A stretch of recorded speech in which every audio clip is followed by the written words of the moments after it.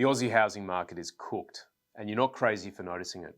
I bought my first and only home in regional Western Australia at age 33, almost a decade ago.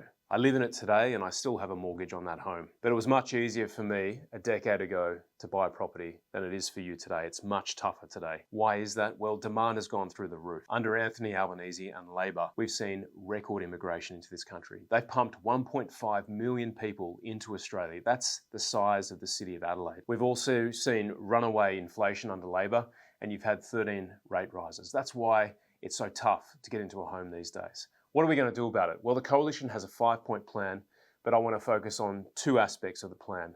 Number 1, we are going to reduce migration to sensible levels, and we're going to ban foreign investors and temporary residents from buying Australian property. Aussies shouldn't have to compete against foreign investors who have no stake in this country. We want every Australian to have a home over their head, and we want them to have a stake in our country. It's really important that you're not competing against foreign investors. That's why we're banning them. Number 2, we're going to allow Australians to access their superannuation so they can get a deposit together to put an offer on a home. One of the hardest things you do in getting ready to buy a property is scraping together a deposit.